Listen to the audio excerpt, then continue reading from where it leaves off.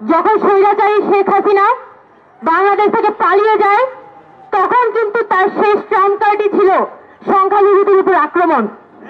সে দেখাতে চায় যে বাংলাদেশে আসলে একটা ইসলামী বিপ্লব হয়েছে এবং বাংলাদেশের মুসলমানরা যত এখানে হিন্দুরা আছে তাদের সবাইকে এখন বিপদে ফেলবে, তাদের কোনো নিরাপত্তা বাংলাদেশে নাই। আর এই পুরো প্লটটা নির্মাণ করেছে ভারত।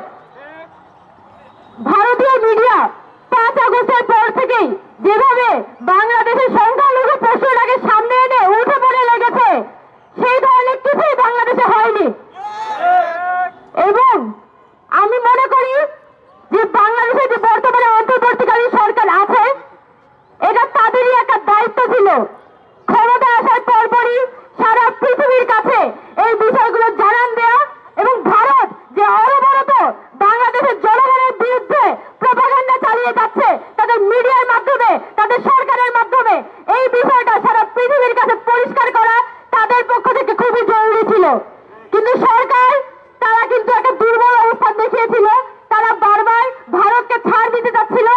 এখনো পর্যন্ত আওয়ামী লীগের যারা দেশের মধ্যে রয়ে গেছে তাদের কোনো ধরনের বিচার হয় নাই, এখনো পর্যন্ত তাদেরকে গ্রেফতার করা হয় নাই। যদি আজকে তাদেরকে গ্রেফতার করা হইতো তাহলে আজম ও নাসিরের লোক কিভাবে করে ইসলামের পিছনে কলকাঠি নাড়ে, তাদের তো এখন জেলখানায় থাকার কথা ছিল। এই জায়গা সরকারের এই জায়গাগুলোতে গুরুত্ব দিতে হবে। আমি বাংলাদেশে কিন্তু সংখ্যালঘু প্রশ্ন অত্যন্ত সেন্সিটিভ একটা কোশ্চেন এবং এইটাকে কেন্দ্র করেই কিন্তু আওয়ামী লীগ খেলতে চায়। সে হয়তো আওয়ামী লীগ ক্ষমতায় নাই কিন্তু তার এই সংখ্যালঘু কার্ড সে আজীবন খেলে যাবে। আমাদের রাজনীতিতে আমাদের সবসময় এই বিষয়টা নিয়ে সতর্ক থাকতে হবে যাতে কোনোভাবে ভারত বা আওয়ামী লীগ এই সংখ্যালঘু প্রশ্ন নিয়ে রাজনীতি করতে না পারে।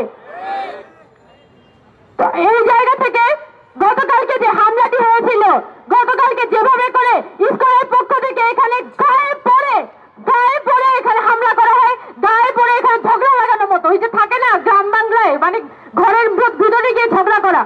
বাংলাদেশের মানুষ ইনহেরেন্টলি আমরা শান্তিপ্রিয় মানুষ, আমরা শুধু গিয়ে ঝগড়া বিবাদ পছন্দ করি না। কিন্তু যেভাবে দিনের পর দিন মানুষকে উস্কে দেওয়া হচ্ছে, এখানে রীতিমতো একটা সংখ্যালঘু তত্ত্ব দিয়ে এখানে মানুষকে ডিভাইডেড করার চেষ্টা করা হচ্ছে। এই তত্ত্ব বাংলাদেশের মানুষ পছন্দ করে না, বাংলাদেশের মানুষ এই তত্ত্ব খায় না। এবং সেটারই প্রমাণ গতকালকে যখন ভারতের পক্ষ থেকে আওয়ামী লীগের পক্ষ থেকে বারবার চেষ্টা করা হচ্ছিল এখানে মানুষকে উস্কে দিতে, মানুষের মধ্যে বিরোধ তৈরি করতে, ওই সময় পর্যন্ত সাধারণ মানুষ বলে যাচ্ছে যে আমরা ঐক্য চাই, আমরা কোনো সহিংসতা চাই না। আমাদের শহীদ সাইফুল ইসলাম ভাইয়ের বাবা গতকাল রাতে তার ছেলের লাশের সামনে বলেছেন যে আমরা সাম্প্রদায়িক সম্প্রীতি চাই। কত বড় মন আমাদের দেশের মানুষের! সেইটা যদি ভারত রিয়েলাইজ না করে, তারা মনে করে যে বারবার আমাদের অভ্যন্তরীণ যে রাজনীতি সেটার মধ্যে তারা কলকাঠি নাড়াতে পারবে, তাহলে তারা ভুল করছে। বাংলাদেশের সবাই বুঝে যে ভারত আসলে কি চায়। বাংলাদেশের সকল সার্বভৌমত্বকে কিনে নিয়ে বাংলাদেশের যত অভ্যন্তরীণ রাজনীতি আছে, আমাদের যত কথা বলার অধিকার, আমাদের যে পিসফুল পলিটিক্স, এইটা ভারতের জন্য তার হিন্দুত্ববাদী রাজনীতির জন্য একটা থ্রেট। ভারত চায় বাংলাদেশের মধ্যে একটা কথিত ইসলামী বিপ্লব দেখাইতে, যে ইসলামী বিপ্লবের মাধ্যমে সে ভারতে তার হিন্দুত্ববাদী এজেন্ডা বাস্তবায়ন করবে। তো আমাদের সকলকে, আমাদের সাধারণ মানুষকে, আমাদের বাংলাদেশের মানুষকে ঐক্যবদ্ধ থাকতে হবে।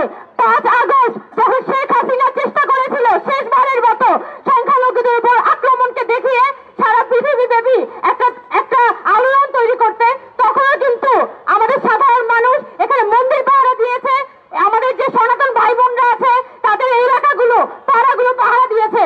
এটাই বোঝায় যে আমাদের সাধারণ মানুষ আর সেই কমিউনাল পলিটিক্সে ফেরত যেতে চায় না। ওই ধর্মের নামে রাজনীতি এই দেশের মানুষ আর চায় না। যেটা চায় সেটা হচ্ছে সকলের মধ্যে একটা সম্প্রীতি থাকবে, আর আমরা আমাদের দেশটা সকলে মিলে নির্মাণ করব। এই মিনিমাম জায়গাটা আমাদের সকলকে উপলব্ধি করতে হবে এবং আমাদের যে বর্তমান অন্তর্বর্তীকালীন সরকার আছে তাদের প্রতি যত ধরনের থ্রেট, তাকে অকার্যকর করার যত ধরনের থ্রেট আছে সেগুলোকে আমাদের নস্যাৎ করতে হবে এবং আমরা সরকারের